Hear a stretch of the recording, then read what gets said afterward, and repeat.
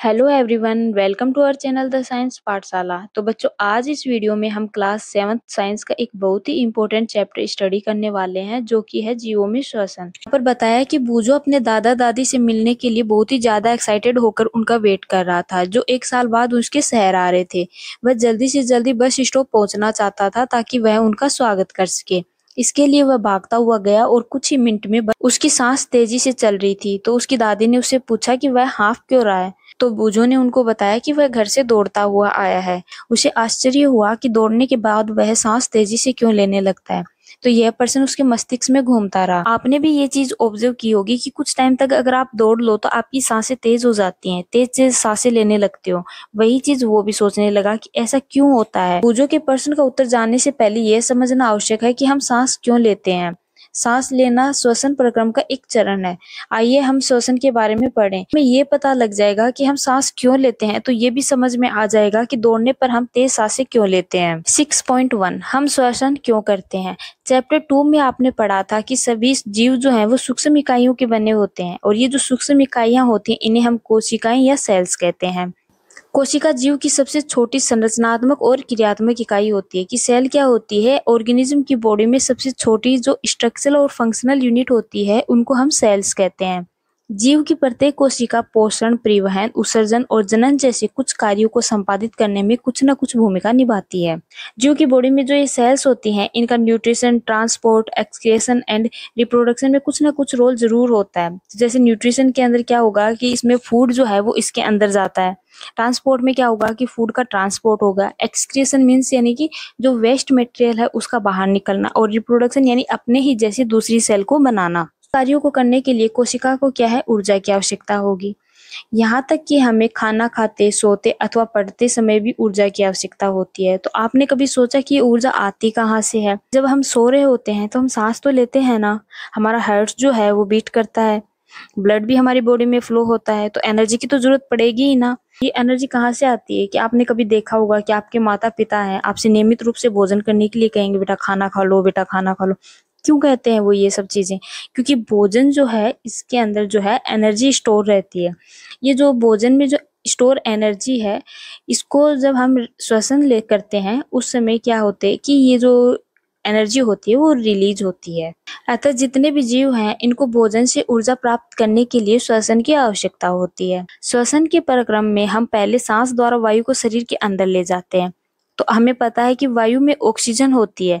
फिर हम क्या करेंगे कि सांस छोड़ेंगे तो वायु को शरीर से बाहर निकालेंगे।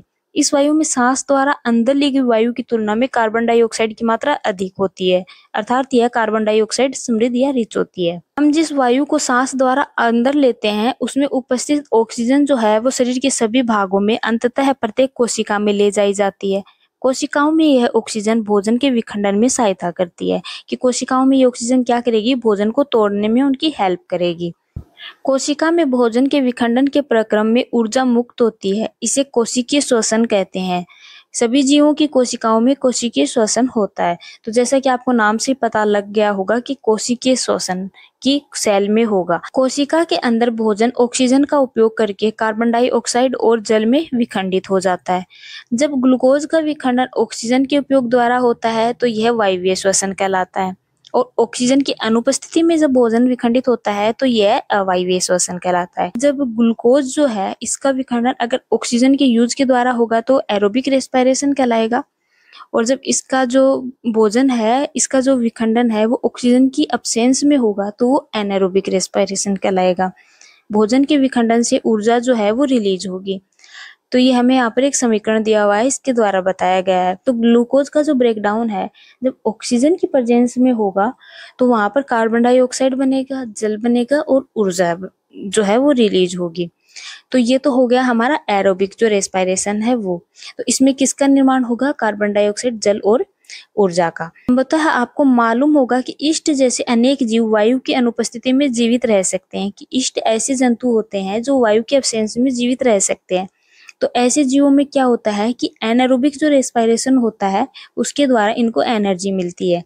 इन्हें हम अवायवीय जीव या एनारोबिक जो ऑर्गेनिज्म है वो कहते हैं। ऑक्सीजन की अनुपस्थिति में ग्लूकोज अल्कोहल और कार्बन डाइऑक्साइड में विखंडित हो जाता है, जैसा कि यहाँ पे नीचे समीकरण में दिखाया गया है कि जब ग्लूकोज जो है इसका ब्रेकडाउन ऑक्सीजन की अनुपस्थिति, ये यहाँ पे उपस्थिति गलत दिया हुआ है, ये अनुपस्थिति होगा कि जब ग्लूकोज का जो ब्रेकडाउन है वो ऑक्सीजन की एब्सेंस में होगा तो यहाँ पर अल्कोहल, कार्बन डाइऑक्साइड और ऊर्जा जो है इनका निर्माण होगा। देखो यहाँ पे डिफरेंस क्या है कि जो एरोबिक जो रेस्पिरेशन है इसके अंदर क्या होगा कि जब हम एयर का यूज कर रहे हैं, यानी मतलब ऑक्सीजन का यूज कर रहे थे, तो उस केस में हमारा CO2 और एनर्जी के साथ वाटर बन रहा था। और जो एनएरोबिक जो रेस्पिरेशन है इसके अंदर जब ऑक्सीजन की अब्सेंस थी तो यहाँ पर CO2 और एनर्जी तो बनी है लेकिन अब वाटर नहीं, अल्कोहल बन रहा है। यहाँ पर हमें बॉक्स में बताया कि ईस्ट जो है वो एक कोशिकीय अर्थात यूनिसेलुलर जो है ऑर्गेनिज्म है।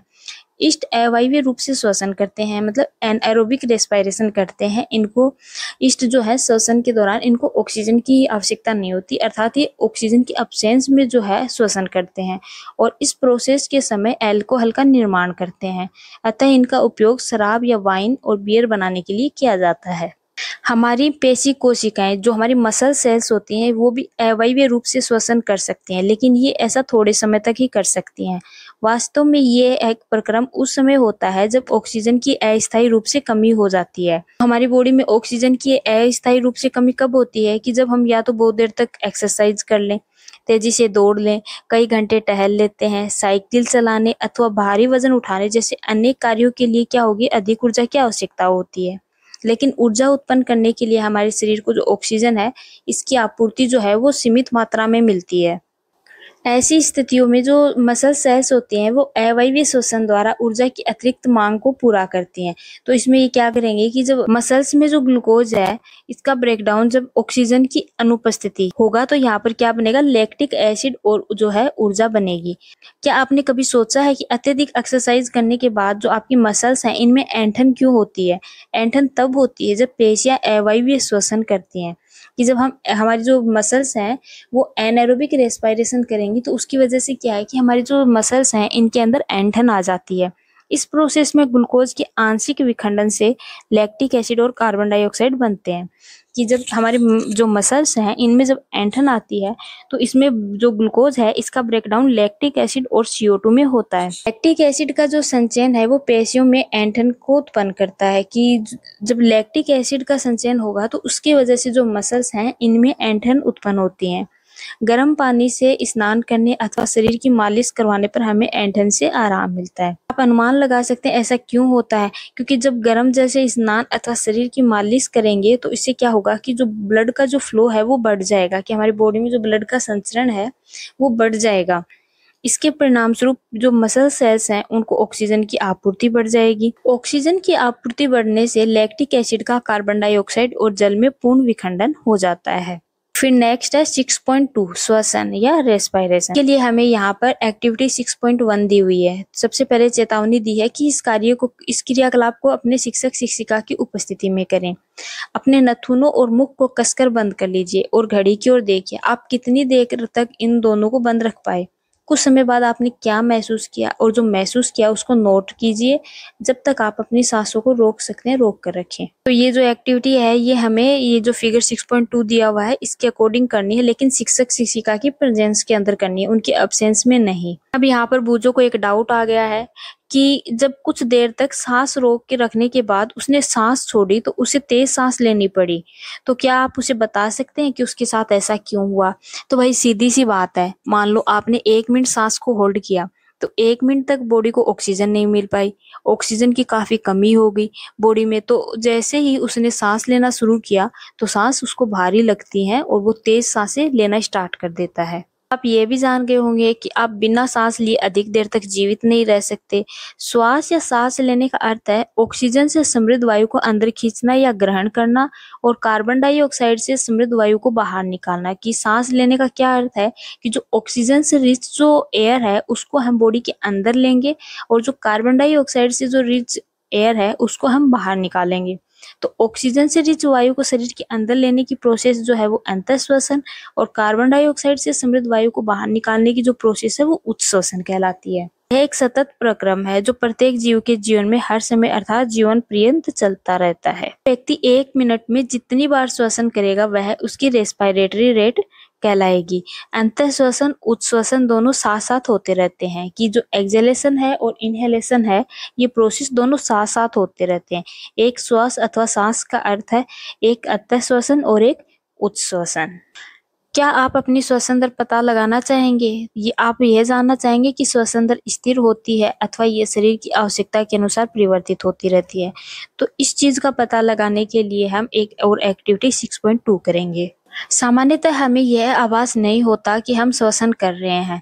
हालांकि यदि आप कोशिश करें तो आप श्वसन दर की गणना कर सकते हैं। इसे ज्ञात करने के लिए क्या करना होगा कि सबसे पहले विश्राम की स्थिति में बैठकर सांस लीजिए और छोड़िए। पता लगाइए कि आप 1 मिनट में कितनी बार सांस अंदर लेते हैं और कितनी बार बाहर निकालते हैं। आप उतनी ही बार अंतः श्वसन करते हैं जितनी बार उच्छ्वसन करते हैं। अब तेज चलने और दौड़ने के बाद अपनी श्वसन दर की गणना कीजिए। अपनी श्वसन दर को दौड़ना बंद करने के तुरंत बाद और फिर पूर्ण विश्राम करने के बाद ज्ञात कीजिए और जो रिजल्ट आता है इसको टेबल 6.1 में लिखिए। इस एक्टिविटी से आपने यह अवश्य अनुभव किया होगा कि किसी व्यक्ति को अतिरिक्त ऊर्जा की आवश्यकता होती है तो वह तेजी से श्वसन करने लगता है। एडल्ट व्यक्ति है वो विश्राम की अवस्था में 1 मिनट में 15 से 18 बार जो सांस है वो अंदर लेता है और बाहर निकालता है। अधिक व्यायाम करने में श्वसन दर 25 बार प्रति मिनट तक बढ़ सकती है। जब हम व्यायाम करते हैं तो हम न केवल तेजी से सांस लेते हैं बल्कि हम गहरी सांस भी लेते हैं और इस प्रकार अधिक ऊर्जा ग्रहण करते हैं। इसके परिणाम स्वरूप हमारी कोशिकाओं को अधिक ऑक्सीजन की आपूर्ति होती है। यह भोजन के विखंडन की दर को बढ़ा देती है जिससे जो अधिक ऊर्जा है वो रिलीज होती है। क्या इससे यह स्पष्ट हो जाता है कि शारीरिक क्रियाकलाप के बाद हमें भूख क्यों लगती है? क्योंकि जो खाना हमने खाया होता है, जो फूड हमने खाया होता है, मेहनत करने की वजह से वो फूड बहुत फास्ट ब्रेक डाउन होता है जिसकी वजह से हमें भूख लगती है। पहेली यहाँ पर जानना चाहती है कि जब हमें नींद आती है या झपकी आती है तो हम जमाई क्यों लेते हैं? तो जब हम नींद में होते हैं तो उस केस में जो हमारा ब्रीदिंग रेट है वो स्लो हो जाता है, तो बॉडी को जितनी ऑक्सीजन की जरूरत होती है वो नहीं मिल पाती और उस जरूरत को पूरा करने के लिए जमाई आती है ताकि बड़ा सा मुंह खोलें और ढेर सारी एयर जो है वो हमारी बॉडी के अंदर चली जाए। जब आप उनिंदे होते हैं तो क्या आपकी श्वसन दर कम होती जाती है? तो बिल्कुल सही है कि जब हम उनिंदे होते हैं तो जो हमारी जो ब्रीदिंग रेट है वो कम हो जाती है क्योंकि हमें सफिशिएंट ऑक्सीजन नहीं मिल पाती।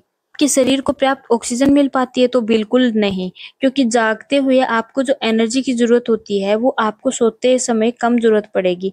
तो जो ब्रीदिंग रेट है वो कम होने की वजह से जितनी ऑक्सीजन चाहिए वो हमें नहीं मिल पाएगी। एक्टिविटी 6.3 कि किसी व्यक्ति द्वारा सामान्य दिन में किए जाने वाले विभिन्न क्रियाकलापों पर विचार कीजिए।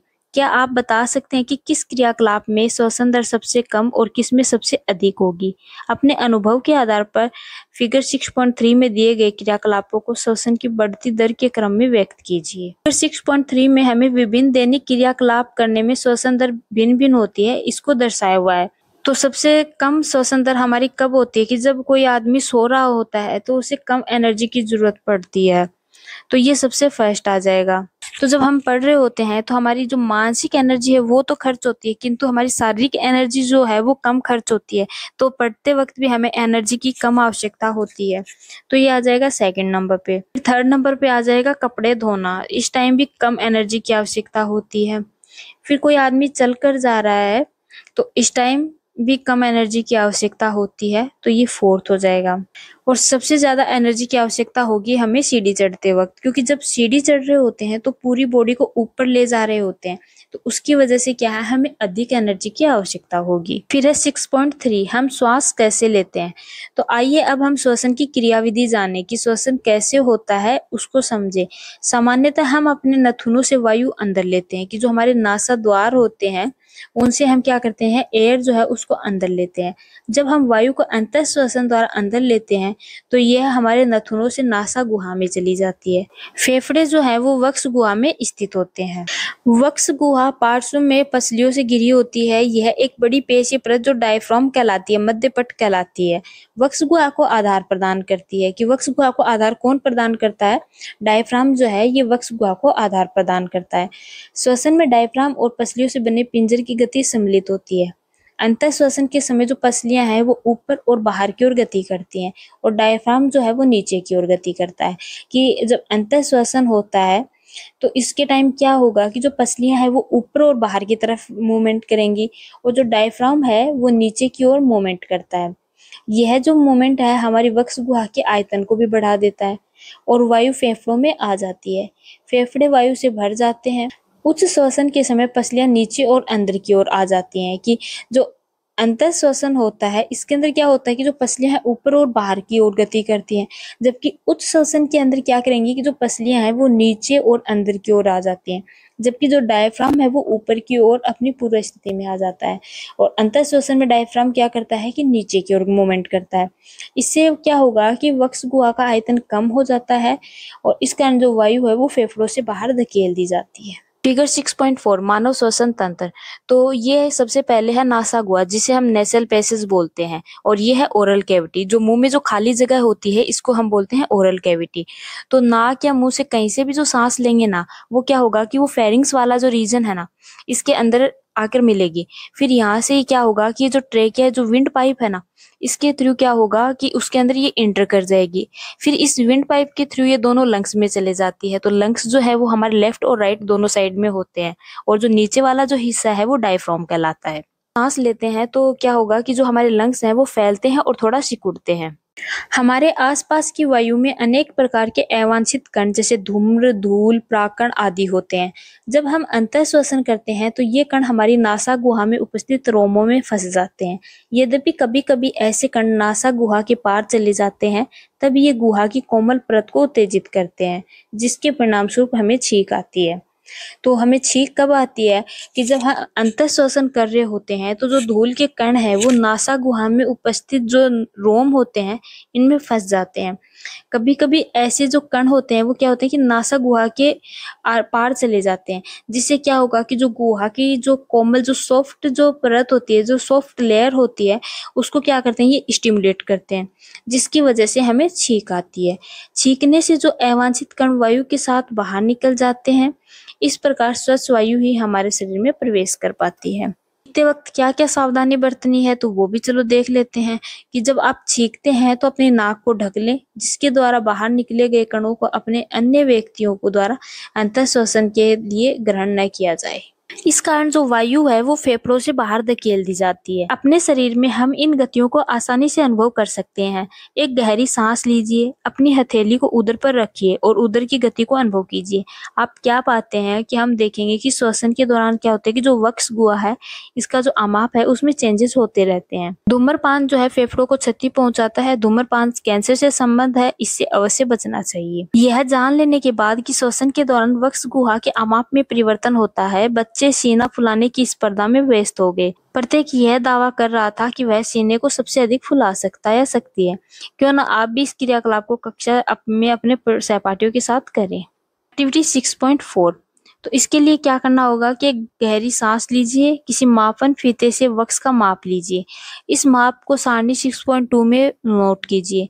पुनः विस्तारित होने पर वक्ष का अमाप लीजिए। बताइए कि किस सहपाठी ने अधिकतम विस्तार दिखाया है। हम श्वसन की क्रियाविधि को एक सरल प्रतिरूप के द्वारा समझ सकते हैं। तो यहाँ पर हमें ये मानव में श्वसन की क्रियाविधि जो है अंतर श्वसन और उस श्वसन के बारे में बताया हुआ है, इनहेलेशन और एक्सहेलेशन के बारे में, कि जब वायु अंदर आती है तो जो पसलियां है वो बाहर की ओर गति करती है और जो डायफ्राम है वो नीचे की ओर गति करता है।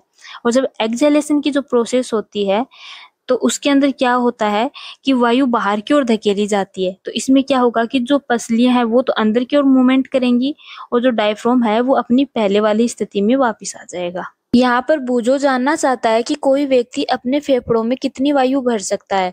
तो सामान्यतः कोई व्यक्ति अपने फेफड़ों में जो वायु है वो 6 लीटर तक भर सकता है। इसे फेफड़ों की कुल क्षमता मतलब टोटल जो लंग कैपेसिटी है वो कहते हैं, या फिर टीएलसी भी कहा जाता है। एक्टिविटी 6.5। प्लास्टिक की चौड़े मुंह वाली एक बोतल लेंगे, इसके पैंदे को काटकर अलग कर देंगे। वाई के आकार की कांच अथवा प्लास्टिक की एक नली लेंगे और बोतल के ढक्कन में एक ऐसा छिद्र करेंगे जिससे यह नली आसानी से निकल जाए। नली के साके सिरे पर 2 गुब्बारे लगा देंगे जो कि बिना फूले हुए हों। तो चित्र 6.7 के अनुसार बोतल में लगा दीजिए। अब बोतल का ढक्कन लगा दीजिए। उसे इस प्रकार सील बंद कीजिए कि वह वायु अवरुद्ध हो जाए। बोतल के खुले पैंदे पर रबड़ अथवा प्लास्टिक की एक पतली शीट तानकर किसी रबड़ बैंड की सहायता से बांध देंगे। फेफड़ों में होने वाले प्रसार को समझने के लिए रबड़ की परत को पकड़कर आधार से नीचे की ओर खींचेंगे और गुब्बारों को देखेंगे। इसके बाद रबड़ की परत को ऊपर की ओर धकेलेंगे और गुब्बारों को देखेंगे। तो यहाँ पर आपको गुब्बारों में कोई परिवर्तन दिखाई दे रहा है क्या? तो बिल्कुल हमें यहाँ पर गुब्बारों में परिवर्तन दिखाई दे रहा है। इस मॉडल में गुब्बारे किस अंग को प्रदर्शित करते हैं? तो जो इस मॉडल में जो बलून है वो हमारे लंग्स को रिप्रेजेंट कर रहे हैं। जैसे जैसे गुब्बारे फूल रहे हैं, पिचक रहे हैं, तो इसी तरह हमारे लंग्स जो है वो भी फैलते हैं और सिकुड़ते हैं।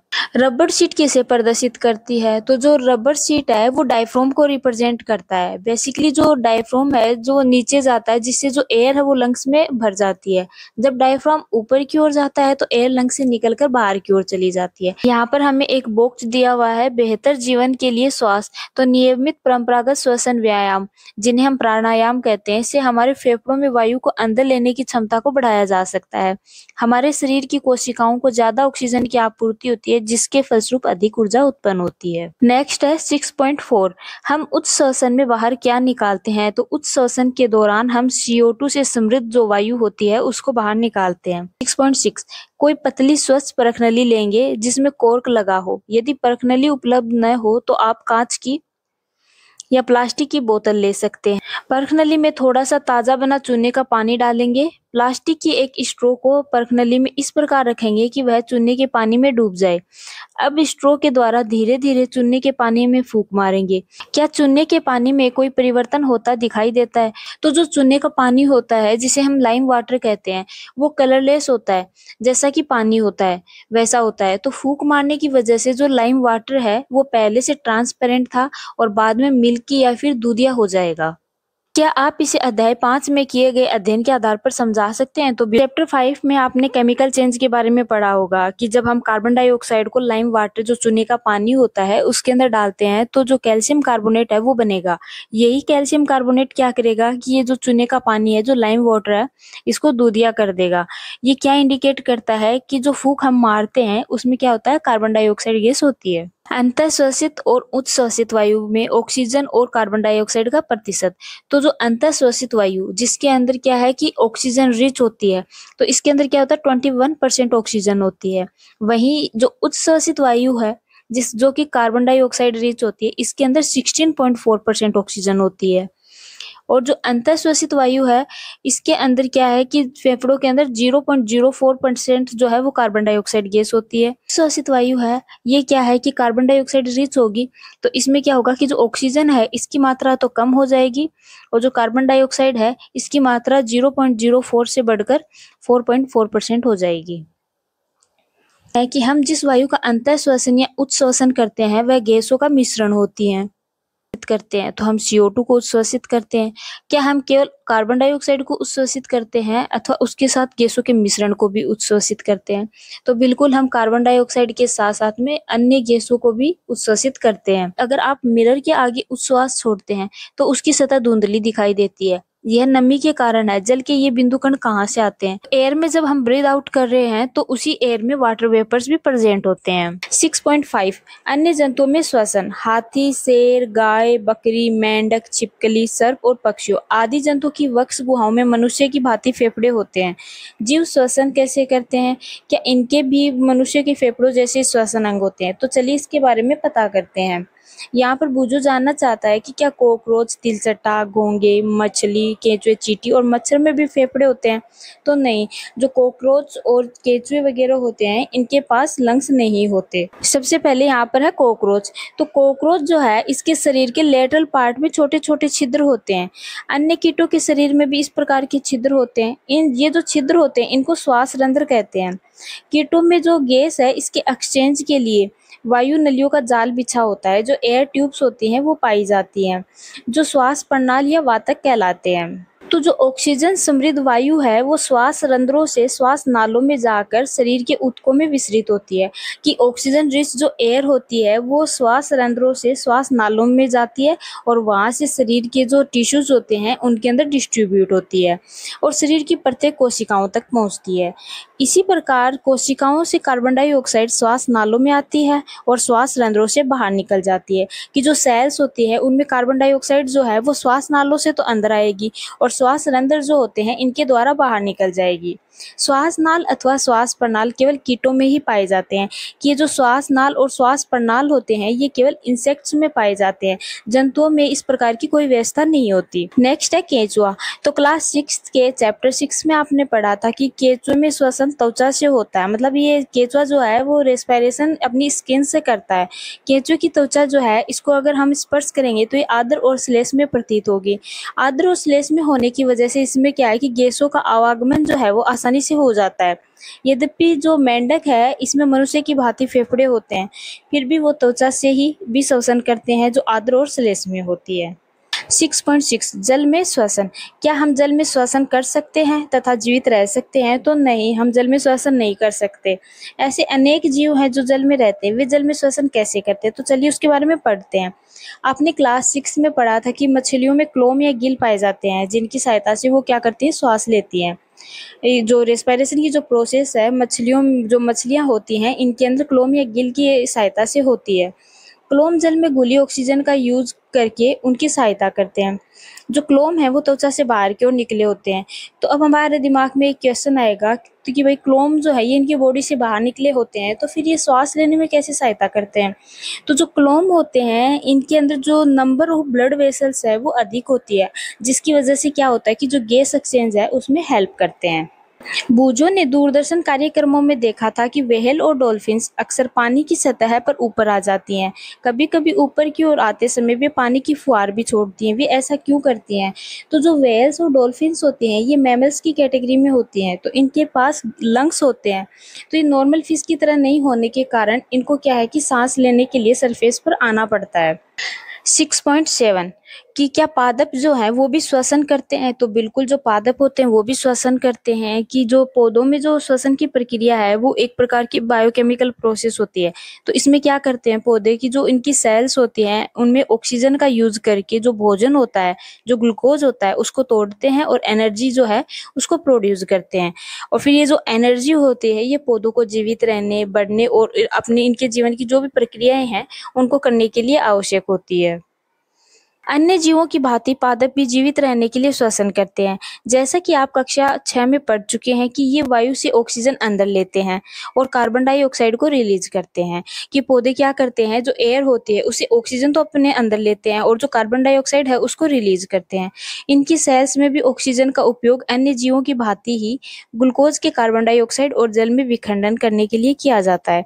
कि इनकी सेल्स में ऑक्सीजन जो है उसका यूज जो है वो ग्लूकोज के कार्बन डाइऑक्साइड और जल में विखंडन करने के लिए किया जाता है। इनकी सेल्स में क्या है कि ऑक्सीजन की प्रेजेंस में ग्लूकोज का ब्रेकडाउन होगा जिससे कि कार्बन डाइऑक्साइड और जल जो है वो बनेंगे। पादप में प्रत्येक अंग वायु से स्वतंत्र रूप से ऑक्सीजन ग्रहण करके कार्बन डाइऑक्साइड को निर्मुक्त कर सकता है। चैप्टर 1 में आपने पढ़ा था कि पादप की पत्तियों में ऑक्सीजन और कार्बन डाइऑक्साइड के विनिमय के लिए सूक्ष्म छिद्र होते हैं जो रंध्र कहलाते हैं। जो पादप होते हैं इनकी पत्तियों के ऊपर ऑक्सीजन और कार्बन डाइऑक्साइड के एक्सचेंज के लिए छोटे छोटे छिद्र पाए जाते हैं जिनको हम स्टोमेटा कहते हैं। पादप की अन्य सभी कोशिकाओं की भांति ही मूल कोशिकाओं की भी ऊर्जा उत्पन्न करने के लिए ऑक्सीजन की आवश्यकता होती है।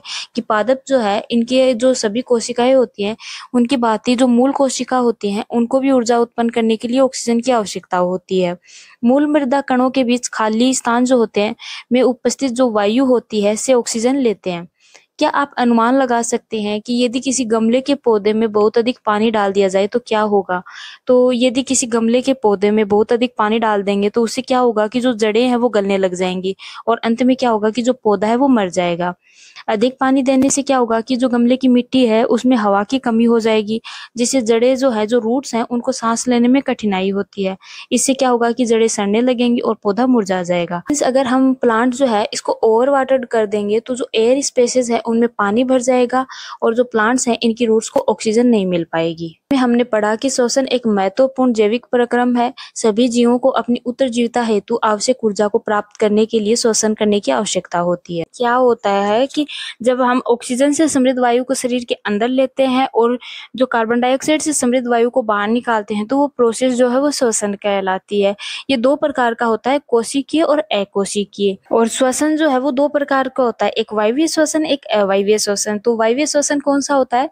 जिसमें ग्लूकोज का ब्रेकडाउन जो है वो ऑक्सीजन की प्रेजेंस के अंदर होगा, जिसके फलस्वरूप कार्बन डाइऑक्साइड, जल और ऊर्जा बनेगी। और वहीं अवायवीय श्वसन जो है, जिसके अंदर क्या है कि ग्लूकोज का जो ब्रेकडाउन है वो ऑक्सीजन की एब्सेंस के अंदर होगा, जिसकी वजह से क्या बनेगा? अल्कोहल, वाटर और ऊर्जा बनेगी। अब चैप्टर के इम्पोर्टेंट फैक्ट्स भी देख लेते हैं कि श्वसन सभी जीवों के जीवित रहने के लिए अनिवार्य है। यह जीव द्वारा लिए गए भोजन से ऊर्जा को निर्मुक्त करता है। कि श्वसन के द्वारा क्या होता है कि जीव जो भोजन लेता है उससे क्या होगा कि ऊर्जा जो है वो रिलीज होगी। किसकी हेल्प से होगी? श्वसन की हेल्प से। हम अंतः श्वसन द्वारा जो वायु शरीर के अंदर लेते हैं उसमें उपस्थित ऑक्सीजन का उपयोग ग्लूकोज को कार्बन डाइऑक्साइड और जल में विखंडन के लिए किया जाता है। इस प्रोसेस में क्या होता है? ऊर्जा निर्मुक्त होती है। कि जो अंतः श्वसन है इसके अंदर क्या होता है कि वायु शरीर के अंदर लेते हैं, जिसमें ऑक्सीजन का यूज करके ग्लूकोज को कार्बन डाइऑक्साइड और जल में विखंडित किया जाता है। ग्लूकोज का विखंडन जीव की कोशिकाओं में होता है, तो जिसे हम कोशिकीय श्वसन कहते हैं। यदि भोजन जो ग्लूकोज है ऑक्सीजन के उपयोग द्वारा विखंडित होता है तो यह वायवीय श्वसन कहलाता है। और यदि यही विखंडन ऑक्सीजन की एब्सेंस में होगा तो यह श्वसन अवायवीय श्वसन कहलाएगा। अत्यधिक व्यायाम करते समय जब हमारी पेशी कोशिकाओं में ऑक्सीजन की आपूर्ति अपर्याप्त होती है, तब भोजन का विखंडन अवायवीय श्वसन द्वारा होता है। कि जो हमारी मसल सेल्स हैं उनमें जब हम बहुत ज़्यादा एक्सरसाइज कर लेते हैं तो ऑक्सीजन की आपूर्ति अपर्याप्त होती है, तो उस टाइम क्या होगा कि जो भोजन है उसका ब्रेकडाउन जो है वो अवायवीय श्वसन द्वारा होता है। नेक्स्ट है सांस लेना। श्वसन प्रक्रम का एक चरण है जिसमें क्या है कि जो ऑक्सीजन समृद्ध वायु है उसको तो शरीर के अंदर लिया जाता है और कार्बन डाइऑक्साइड समृद्ध वायु है उसको शरीर से बाहर निकाला जाता है। गैसों के विनिमय के लिए विभिन्न जीवों में श्वसन अंग जो है वो भिन्न भिन्न होते हैं। अंतः श्वसन या निःश्वसन के समय हमारे फेफड़े विस्तारित होते हैं और श्वसन के साथ ही अपनी मूल अवस्था में आ जाते हैं कि हमारे फेफड़े जो है वो संकुचते हैं, फूलते हैं। फिजिकल एक्टिविटी के बढ़ने पर जो श्वसन दर जो है वो भी बढ़ जाती है। गाय, भैंस, कुत्ते और बिल्ली जैसे जीवों में श्वसन अंग और श्वसन पराक्रम जो है वो मानव के समान ही होते हैं। में गैसों का विनिमय उनकी आर्द्र त्वचा के माध्यम से होता है और जो मछलियां होती हैं उनमें यह क्लोम से और कीटों में जो है ये श्वास प्रणाल से होता है। कि केंचुए में गैसों का विनिमय किससे होगा? उसकी स्किन से होगा, मछलियों में क्लोम से होगा और कीटों में श्वास प्रणाल से होता है। पादपों में जो मूल मृदा में उपस्थित वायु को ग्रहण करती है। पत्तियों में नन्हे छिद्र होते हैं जिन्हें रंध्र या स्टोमेटा कहते हैं। इन स्टोमेटा के थ्रू क्या होता है? गैसों का एक्सचेंज होता है। पादप कोशिकाओं में ग्लूकोज का विखंडन अन्य जीवों की तरह ही होता है। तो सबसे पहले है, कोई धावक दौड़ समाप्त होने पर सामान्य से अधिक तेजी से गहरी सांसें क्यों लेता है? तो एक एथलीट को दौड़ते समय कड़ी मेहनत करने वाली अपनी जो मांसपेशियां होती हैं उनकी कोशिकाओं को अतिरिक्त ऊर्जा प्रदान करने की आवश्यकता होती है। तो इसके लिए क्या करेगा वह कि तेज और गहरी सांसें लेगा, जिससे कि जो सेल्स होते हैं उनको ज्यादा ऑक्सीजन मिले और जो भोजन का विखंडन है वो उस टाइम तेज हो जाता है, जिसके परिणाम स्वरूप क्या होगा कि जो ऊर्जा है वो ज्यादा निकलती है। नेक्स्ट क्वेश्चन है, वायवीय और अवायवीय श्वसन के बीच समानताएं और अंतर बताइए। तो जो वायवीय श्वसन होता है वो ऑक्सीजन की उपस्थिति में होता है, अंतिम उत्पाद CO2 और H2O होता है, प्लस में एनर्जी निकलती है। और जो अवायवीय श्वसन है ये ऑक्सीजन की अनुपस्थिति में होता है और अंतिम उत्पाद के रूप में या तो लैक्टिक एसिड हो सकता है या फिर जो अल्कोहल होती है वो होता है। जब हम अत्यधिक धूल भरी वायु में सांस लेते हैं तो हमें छींक क्यों आ जाती है? तो छींकने से क्या होता है कि जो सांस में मौजूद बाहरी कण है वो बाहर निकल जाते हैं, जिससे केवल स्वच्छ हवा जो होती है, जो स्वच्छ एयर होती है, जो फ्रेश एयर होती है वो हमारी बॉडी में एंटर करती है। यह आमतौर पर ऊपरी जो श्वास मार्ग जो होता है उसमें जलन के कारण होता है। और ये जलन कब होती है कि जब हम कुछ अवांछित जो कण होते हैं वो जो है सांस के द्वारा अंदर ले लेते हैं और हमारी जो नासिका गुहा है उसके अंदर ये फंस जाते हैं। नेक्स्ट क्वेश्चन है, सही उत्तर का निशान लगाइए। तो इसमें सबसे पहले है, तिलचट्टों के शरीर में वायु प्रवेश करती है उनके श्वास रंध्रों द्वारा, जिन्हें हम स्पाइरेकल्स कहते हैं। इसके बाद नेक्स्ट है, अत्यधिक व्यायाम करते समय हमारी टांगों में जिस पदार्थ के संचयन के कारण ऐंठन होती है वह होगा लैक्टिक एसिड। नेक्स्ट क्वेश्चन है, किसी सामान्य वयस्क व्यक्ति की विश्राम अवस्था में औसत श्वसन दर कितनी होती है? तो जो औसत श्वसन दर होगी वो होगी 15 to 18 पर मिनट। उच्च श्वसन के समय जो पसलियां जो होती हैं वो नीचे की ओर गति करती हैं। नेक्स्ट क्वेश्चन है, कॉलम ए में दिए गए शब्दों का कॉलम बी के साथ मिलान कीजिए। तो सबसे पहले है ईस्ट। तो ईस्ट जो है इसके द्वारा क्या होगा, एल्कोहल का निर्माण किया जाता है। डायफ्राम जो है इसके अंदर क्या होगा, ये वक्ष या गुहा से रिलेटेड है। फिर त्वचा, तो त्वचा जो है, त्वचा से श्वसन कौन करता है, तो केंचुआ करता है। देन इसके बाद क्या है, पतियों, पतियों में रंध्र पाए जाते हैं जिनके द्वारा श्वसन की प्रक्रिया होती है। मछली, इसमें क्लोम के द्वारा श्वसन की जो प्रक्रिया है वो होती है। मेंढक जो होते हैं इनके अंदर फेफड़े या त्वचा के द्वारा ये अपनी श्वसन की प्रक्रिया है जो है उसको पूरा करते हैं। इसके बाद नेक्स्ट क्वेश्चन है, सत्य या असत्य। तो इसमें सबसे पहले है, अत्यधिक व्यायाम करते समय व्यक्ति की श्वसन दर जो है वो धीमी हो जाती है। तो ये होगा रोंग। फिर इसके बाद जो है, पादपों में प्रकाश संश्लेषण केवल दिन में जबकि श्वसन केवल रात्रि में होता है। तो ये भी होगा रोंग। नेक्स्ट है, मेंढक अपनी त्वचा के अतिरिक्त अपने फेफड़ों से भी श्वसन करते हैं। तो ये होगा राइट। फिर इसके बाद है, मछलियों में श्वसन के लिए फेफड़े होते हैं। तो मछलियों में श्वसन के लिए फेफड़े नहीं होते, मछलियों में श्वसन के लिए क्लोम अथवा गील होते हैं। नेक्स्ट है, अंतः श्वसन के समय वक्ष गुहा का जो आयतन है वो बढ़ जाता है। तो ये होगा राइट।